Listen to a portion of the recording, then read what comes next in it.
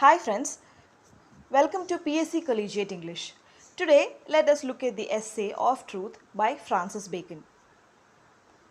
In this video lecture series, we would be seeing the summary and analysis of this essay. That is, I would be discussing all the important points that is mentioned by Francis Bacon. So coming to the first paragraph of the essay, Bacon speaks about skeptical school of philosophy. We know skeptical means doubtful. So there is a mention about Pilate, who is the ancient Roman governor of Judea. The very first sentence of this essay starts with what Pilate opines about truth. Pilate, the ancient Roman governor of Judea, had skeptical frame of mind regarding knowledge of meaning of truth. Now, Pilate is related with the crucifixion of Jesus Christ. We must remember that point. Some people frequently change their minds because they believe that it is a sign of mental slavery to have fixed belief. If you are sticking to one particular belief, that is a sort of mental slavery, it seems. So according to some people, telling lies is okay because you are not slave to one particular belief. Now such people advocate free will in thought as well as in action. Free will, that means you can do whatever you want, you can believe whatever you want. So there is no distinction between truth and lies. In ancient Greece, there were skeptical school of philosophers who believed that whatever a man inclined to believe was true. So that scholarly group of people believed that there is no difference between lie or a truth. Whatever you believe is the truth. In the second paragraph of the essay, Bacon speaks about lies. Bacon says, the discovery of truth involves lots of time and labor. Truth acts as a kind of restraint on men's minds, for they cannot change their belief to their whims and fancies. We know that truth is absolute. Truth is one. We cannot change it according to our convenience. That is why truth acts as a sort of restraint, sort of chain in human mind. That is why most of the time we avoid telling truth. Humans are naturally inclined to lies. Here there is a comparison, beautiful comparison that Bacon does with poets. When poets apply lies, that is for pleasure. When poets apply lies in poetry, it gives out pleasure. Whereas when traders apply lies, when traders say lies, they earn profit. So this is the comparison. Poets use lies for pleasure and traders use lies for profit. Whereas there are some people who lie just for lie's sake. In the third paragraph of the essay, Bacon speaks about falsehood. He says that truth is like the clear daylight, where everything is clear and everything is visible. Whereas lies is like theatre, that is manipulated. In theatre, theatre is not the real world, it is the manipulation of the real world.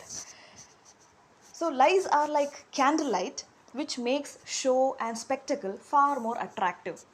That is, truth is like the daylight, which is simple and clear, and where everything is clear.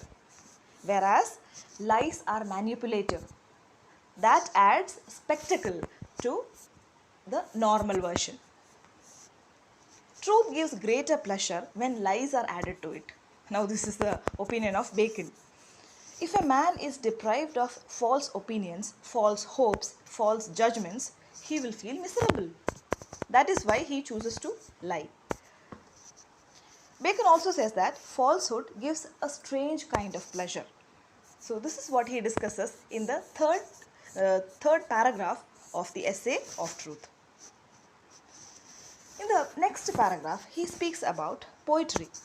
He says that early writers of church said that poetry is the wine of the devil. Bacon also mentions that poetry tells lies which are received by the mind and soon forgotten. Okay, when we read a poem or when we read a piece of literature, we know that whatever is said or whatever story is narrated through the incident, it is only imaginary. It is not real. Therefore, when lies are given to us in the form of poetry, we simply enjoy it. We do not imbibe it. The lies which settle down in mind does harm. So Bacon says that when poets apply lie to create poetry, it doesn't matter. It is not harmful. Only those who understand truth realize its value. Bacon says that inquiry of truth is wooing of it. Just like handsome gentlemen woo beautiful women. So such is the case with inquiry of truth. The knowledge of truth, that once we understand or realize what is the truth, then we understand the presence of truth around us. Once we start to believe in truth, we will start enjoying it. In the next paragraph, he speaks about importance of truth. Now please remember, Bacon wants to convey the point that truth is very much essential. In order to do that, he had been describing all these things. Falsehood he has described, lies, what is lies he has described. So how lies are told and how there are not harmful lies and all. So all these things he have discussed in the earlier part. Now he is coming to the importance of truth. The first thing God created was light. The final thing was rational faculty which he bestowed upon men. We know that God took 7 days to do all the creation and all, and the first thing he created was light, and the last thing was the rational mind of man. Having completed his creation, God had ever since been illuminating minds of men. The poet Lucretius said that the greatest pleasure for a man is the realization of truth.